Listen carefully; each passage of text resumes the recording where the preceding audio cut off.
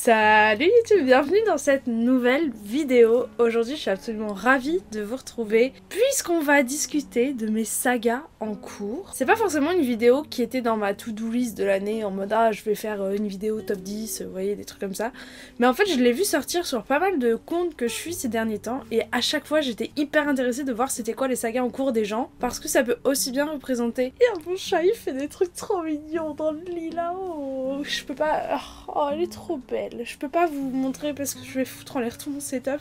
Nouveau setup d'ailleurs, puisque peut-être que vous le remarquez, la voix. Allô? Oui bonjour, j'ai un micro. Hey hey! Non, plus sérieusement, j'ai vraiment un micro, donc c'est la première fois que je vais filmer une vidéo comme ça. C'est un peu bizarre parce que du coup ça me fait genre la vidéo, le micro. Mais vas-y, mon cerveau il va réussir à fonctionner, ça va aller. J'essaye peu à peu de monter mes vidéos en qualité et j'espère que ça vous fait plaisir et que c'est plus agréable à regarder pour vous.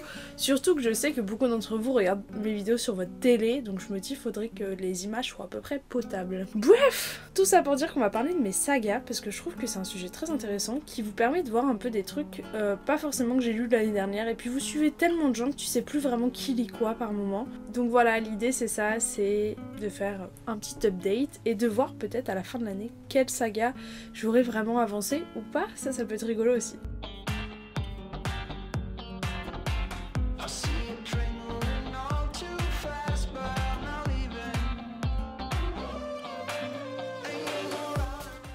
C'est pas un challenge parce que je sais qu'il y a des challenges genre Kill Saga de Steph ou des trucs comme ça où ton but c'est vraiment de tuer des sagas. Non, c'est juste j'ai fait une petite page en bugeot donc je vais vous la lire. Voilà comment elle se présente. Ici on a toutes mes sagas que j'ai commencé avant 2022 et là on a celles que j'ai commencé en 2022. Du coup il n'y a pas toutes mes sagas de ma palle, forcément. J'ai énormément de tomes 1 dans ma palle mais justement que j'ai pas commencé dans l'idée de me dire tu finis d'autres sagas avant. Mais bon, j'ai lu, on va dire, vas-y, mon livre en cours c'est comme si je l'avais fini. J'ai lu 2 livres en 2022 pour l'instant, et les 2 sont des premiers tomes. Voilà! Je vous mettrai toutes les images. Non, je préfère les mettre ici, tiens. Ici. La première saga que j'ai en cours c'est Carry On de Rinbo Roel. C'est la fameuse réécriture un petit peu de Harry Potter, genre une sorte de fanfiction d'Harry Potter, qui est finalement écrit de base dans le livre Fangirl de la même autrice. Fangirl que j'avais beaucoup aimé. Et en fait, un des personnages de Fangirl est très connu sur les réseaux pour sa fanfiction. Et Rinbo Roel a décidé d'écrire la fanfiction. Voilà, le principe de base je le trouve sympa et je m'étais dit je vais le lire et j'avais lu le 1 en anglais, un de mes premiers livres que j'ai, je crois que c'est la première fantasy que j'ai lu en anglais et justement je me suis dit c'est écrit sur la base d'une fanfiction donc ça peut être bien pour commencer et je pense que j'avais pas tort, c'était assez intéressant. Forcément j'étais pas non plus très à l'aise mais j'avais bien aimé ce livre. Rinbo Roel pose pas mal de problèmes notamment dans ses écrits les plus anciens. Ça m'a un peu refroidi en fait à continuer de lire cette saga et à continuer de parler de cet auteur sur mes réseaux. Donc voilà, mais j'ai le tome 2 dans ma pile à lire qui s'appelle Wayward Son et je crois même qu'il y a un troisième qui est sorti qui s'appelle Wind quelque chose. Donc voilà, c'est une saga en 3 tomes. Je pense la continuer pour l'instant, vraiment je pense la continuer, surtout qu'à la fin du 1, bah ça se suffisait à lui-même parce qu'en gros, vous savez, c'est la sorte de fin où tout le monde commence un nouveau truc. Et du coup, j'aime bien ces fins ouvertes où tu peux t'imaginer. Et donc là, l'autrice avait décidé de faire un deuxième et troisième tome avec cette fin un peu ouverte. Une autre saga que j'ai encore de commencer mais qui est un peu dans ma tête finie finalement, c'est Oxapolok qui est la saga de mon enfance, vraiment. Oh, mon chat il fait mon truc préféré où genre il se lèche là et après il fait clac comme ça. Il faut que j'arrête de la regarder. Oh t'es trop belle. C'est vraiment, il y en a, c'est Harry Potter. J'ai lu les Harry Potter quand j'étais gosse, mais j'étais déjà au lycée, au collège. Mais Oxapolok, c'est vraiment la saga que j'ai lue en primaire, puis au collège. Oh my god, j'ai trop aimé, c'est trop bien. Je sais pas si aujourd'hui, si je les relisais, j'aimerais autant. En plus, c'est français, donc je trouve ça plutôt cool.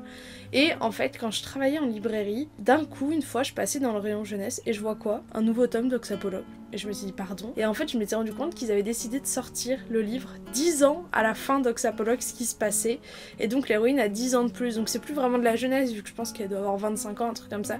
Mais elle était toujours dans le même univers, avec les mêmes personnages et tout. Sauf ceux qui sont morts.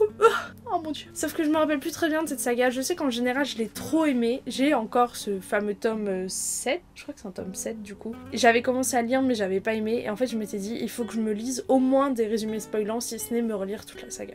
Voilà, donc c'est pour ça que cette saga n'a pas non plus beaucoup avancé depuis 2 ans maintenant. Et on a la saga petite sœur de cette saga là qui s'appelle Tugdual. En fait il y a un moment dans les livres, sans vous spoiler hein, mais il y a un moment, voilà, ce personnage Tugdual prend un chemin différent de Oxa, et donc on va continuer de suivre quand même l'histoire de Tugdual, mais elle devient complètement séparée de celle d'Oxa. Et c'est trop bien, c'était la première fois que je voyais cette problématique dans des livres, c'était génial. Ah, j'ai trop aimé. Les deux, c'est des sagas de fantasy. Enfin, fantasy paranormal un petit peu, vu qu'il y a des univers parallèles. Et Tugdual, j'aimais trop la fin du 2. Parce que du coup, c'est ça, j'ai lu les 2 premiers, il me manque juste le 3. Et c'est ça en fait qui me saoule. Je me dis, punaise, j'aurais dû me forcer à le lire limite. Mais vous savez que c'est un peu contraire à ma politique personnelle. Je me dis, j'aurais dû me forcer à le lire pour finir cette saga. Mais non. Non. Ensuite, on a Red Queen.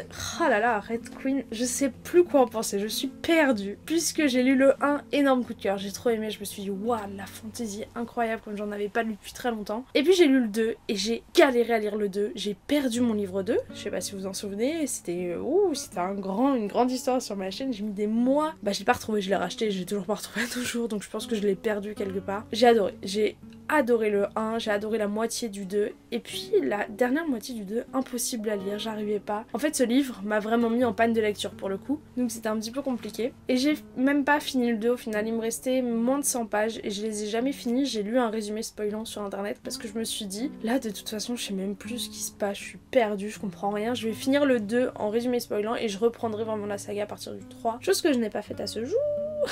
Voilà, il y a 4 tomes. Je crois qu'il y a 4 tomes plus le petit bonus. Et les petits bonus m'intéressent vachement en plus, donc c'est ça le pire.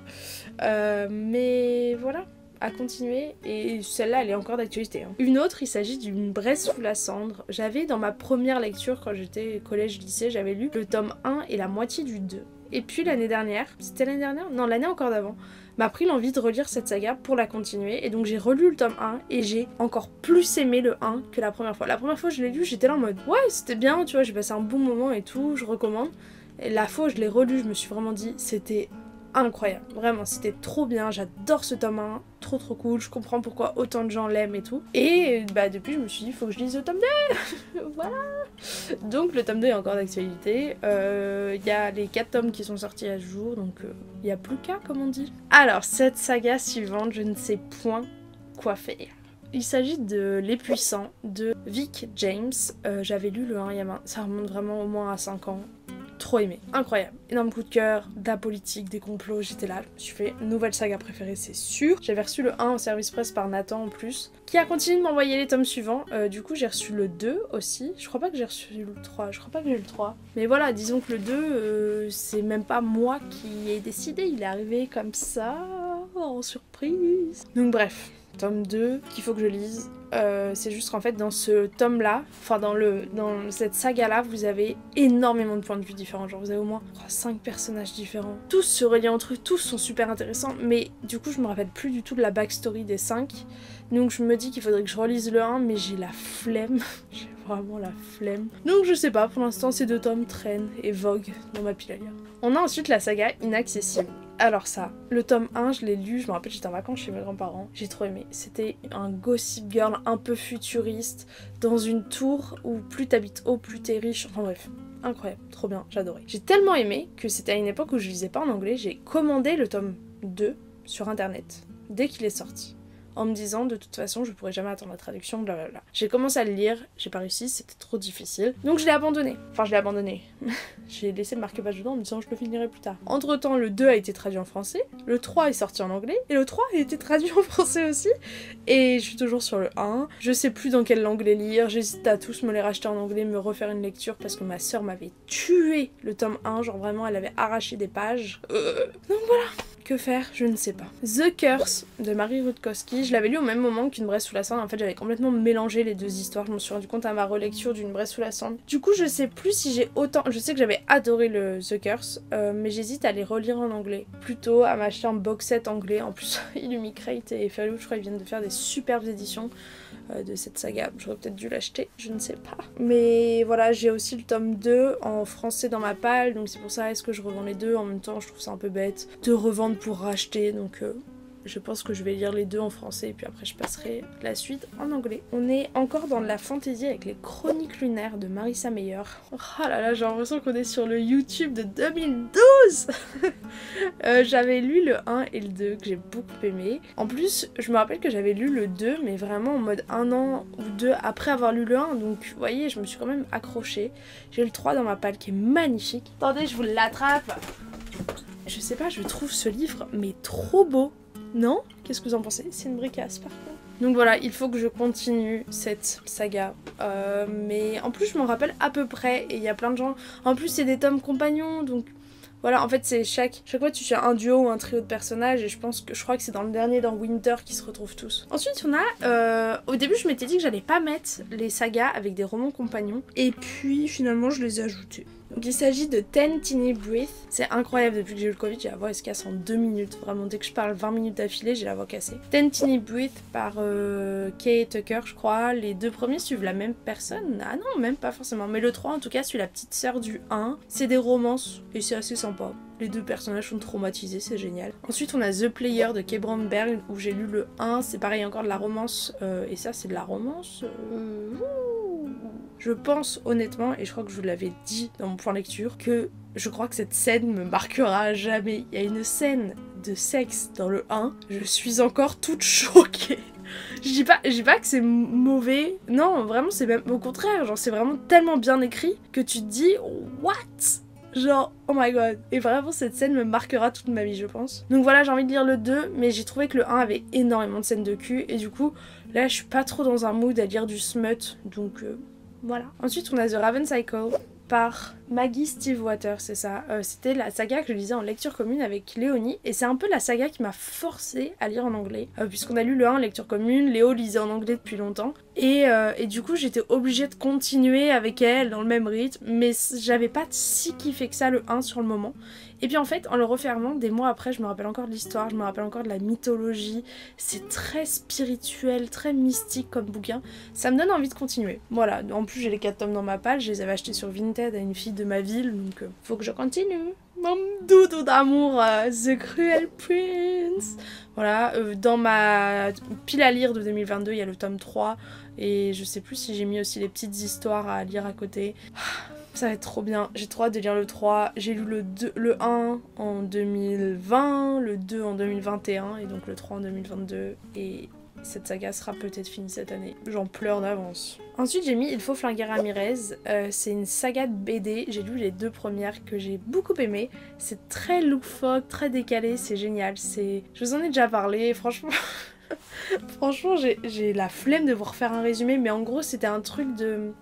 Un monsieur qui est sourd et muet, qui travaille dans une entreprise qui répare des aspirateurs et qui du jour au lendemain va être reconnu au service client comme un ancien tueur à gages. Et donc, il y a des mafieux mexicains qui vont remonter jusqu'à sa ville, je sais plus c'est où, pour le tuer, vu que c'était un ancien tueur à gages de leur mafia. Sauf que tu comprends qu'en fait c'est peut-être pas lui, tu sais pas, parce qu'en même temps il a l'air de savoir se servir d'une arme sur le moment. Bref, c'est génial. Et le fait que le personnage principal soit sourd et muet, ça rajoute encore un truc à l'histoire qui est génial. J'avais adoré ces 2 BD, les dessins sont super. Il y a une création d'objets autour de l'univers. Par exemple, tu peux scanner pour avoir la playlist, des choses comme ça qui sont tip top. Ensuite, une saga où je suis à jour. Mais oui, parce que je vous ai dit mes sagas en cours, mais c'est aussi mes sagas en cours à jour ou pas, quoi. J'ai A Court of Thorns and Roses de Sarah J. Maas, mon amour. J'ai lu du coup les 4 premiers tomes, plus le petit tome compagnon qui se place entre le tome 3 et le tome 4. Et voilà. Est-ce que je recommande Akota? Lol, oui. Ensuite, on a la saga de The Ivy Years. C'est des romances en tome compagnon de Sarina Bowen. Et c'était trop bien, le tome 2. Probablement un de mes préférés ever. C'était la première romance MM que je lisais. Et voilà. Je crois pas qu'il y ait d'autres romances MM dans la suite de la saga, mais ces personnages sont toujours bien faits et c'est très addictif, l'écriture de Sarina Bowen. Ensuite, on a Aurora Squad de J. Christophe et Amy Kaufman. Je savais pas trop si j'allais le lire au début, enfin le continuer. Et puis finalement, je suis quand même intéressée. Donc si un jour je tombe sur la possibilité d'avoir le 2 ou si quelqu'un me l'offre, des trucs comme ça, je pense que je continuerai. Mais c'est pas un achat prioritaire pour l'instant. Ah mince, je viens de voir que j'en avais écrit une 2 fois. Voilà pourquoi je fous tout le temps en l'air mes bujots là. Il y a la saga The Elements de Brittany Seccheri qui est une saga de 4 romances compagnons. J'ai lu le 2 et j'ai lu le 4. Je crois que c'est ça. Je suis un peu perdue. Le 2 et le 3 Je sais plus, j'ai lu The Fire et The Air. Mais je sais plus c'est les combien. De toute façon c'est compagnons donc c'est pas grave. Mais c'est des romances très torturées comme d'habitude avec Brittany Seccheri. Ensuite on continue avec une saga de romance, c'est Damage Like Us de... c'est un duo de femmes. Krista et Becca Ritchie. Sauf qu'en fait c'est la deuxième romance. La première c'est les sœurs Calloway. Sœur Calloway je crois et en fait les Damage Like Us, les Like Us donc qui sont la suite, c'est l'histoire des enfants de ceux que tu vois dans la première saga. Donc en fait j'ai lu le 1 de Damage Like Us, je lirai pas le 2, franchement c'était bien mais c'était pas dingue. Enfin je sais pas, en fait les deux personnages m'ont un peu saoulé et on m'a dit que c'était pire après, donc je pense que j'irai les histoires des autres personnages parce que ça m'intéresse. Mais 4 tomes sur des personnages que t'aimes pas, stop. Mais j'ai envie de commencer la saga des sœurs Calloway, notamment parce qu'une youtubeuse que je suis qui s'appelle Galéane la adore du coup. Voilà. Ensuite on repasse dans de la fantasy avec From Blood and Ash de Jennifer Larmentrout. J'ai lu le tome 1 en 2021, j'ai dans ma pile à lire de 2022 le 2 et en plus j'ai des belles éditions Fairy Why Not, j'ai envie de vous dire. On a ensuite These Violent Delights de Chloe Gong qui est une duologie, j'ai lu le 1 à cheval sur l'année 2020-2021 que j'ai adoré, énorme coup de cœur, un de mes livres préférés ever. Et là j'ai lu à mon anniversaire le tome 2, voilà, vous le verrez dans mon book haul, voilà, et dans ma vidéo d'anniversaire. Mais j'ai eu le tome 2 par ma famille que j'aime fort, donc cette saga sera bientôt finie, j'ai hâte. L'auteur a annoncé... Oula! L'auteur a annoncé récemment qu'elle allait faire une sorte de saga compagnon. Je sais pas s'il y aura plusieurs tomes, mais au moins un livre sur un des personnages qu'on suit, qui est... je vais pas vous dire parce que peut-être vous avez pas envie de savoir, mais c'est annoncé sur son Instagram à l'auteur si jamais vous avez envie d'aller voir. On a The Shadow and Bone de Leigh Bardugo. Voilà, je sais pas, en vrai le tome 1 j'avais pas passé un mauvais moment, j'ai le box, donc j'ai le box set, donc j'ai le 2 et le 3 aussi. J'ai envie de la continuer, mais je sais pas, parce que la série télé est tellement mieux que voilà. Mais en même temps j'ai envie de connaître Nikolai, qui est un personnage apparemment que tout le monde aime, avant de lire King of Scars et tout. J'ai envie de me lire vraiment tout le Grishaverse, donc je pense que je vais peut-être me forcer, même si c'est contraire à mes principes, de lire le 2 et le 3 de Shadow and Bone.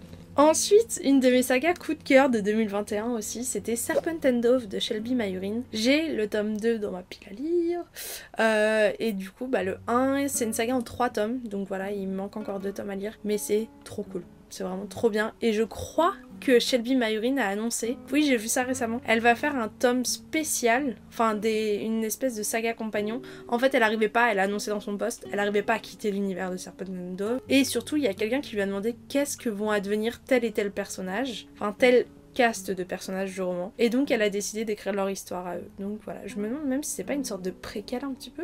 Ah je sais plus, tiens. J'ai noté les McCoy parce qu'en fait j'avais complètement zappé cette saga. C'est une saga de romance en Irlande. Et puis récemment là en fait j'ai envie de lire de la romance, genre vraiment de la pure romance. Mais j'arrive pas à trouver, j'en ai dans ma pile à lire mais j'arrive pas. J'en ai commencé plusieurs. Je sais pas, il y a un truc à chaque fois qui me dérange.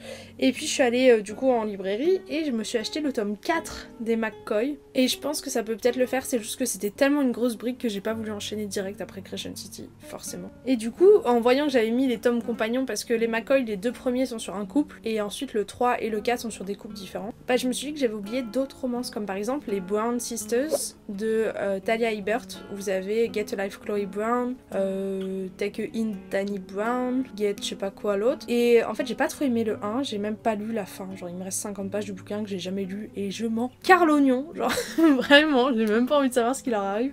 Mais je pense que c'est parce que j'ai pas accroché au personnage masculin de la romance et je pense que ça peut peut-être être mieux avec la suite. Voilà. Et donc j'ai aussi rajouté Briar Université qui est la saga compagnonne de Off Campus, et du coup dans Briar vous suivez d'autres personnages un peu liés de près ou de loin à Off Campus, et il y a un tome 4 qui a été traduit en français récemment. Voilà. Ah d'ailleurs dans Off Campus j'ai pas lu elle a ressorti un espèce de tome novella qui s'appelle The Legacy, où vous avez une nouvelle de chaque personnage, parce que je l'ai mis dans ma wishlist parce que ça m'intéresse quand même, mais en même temps je sais pas trop pourquoi elle a fait ça quoi. Je pense qu'elle a clairement fait ça parce que Off Campus a une vague de succès sur TikTok et qu'elle s'est dit vas-y je peux me faire un peu de pognon en plus. Voilà, et c'est le genre de truc que je n'aime point. Et en ce qui concerne mes sagas commencées en 2022, donc les deux c'est Crescent City, vu que j'ai lu le tome 1 de Crescent City, c'était trop bien.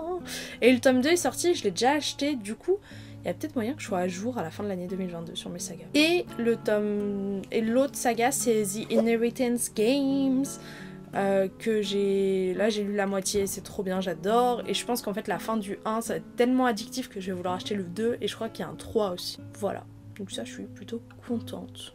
Et voilà, c'est tout pour ma vidéo, j'espère qu'elle vous aura plu. Moi en tout cas j'étais ravie comme d'habitude de vous retrouver. En plus une belle vidéo face cam avec mon fond, ma chambre et tout, vu que va bientôt y avoir un nouveau fond dans mes vidéos, vu que je tournerai mes vidéos dans mon appartement à Paris.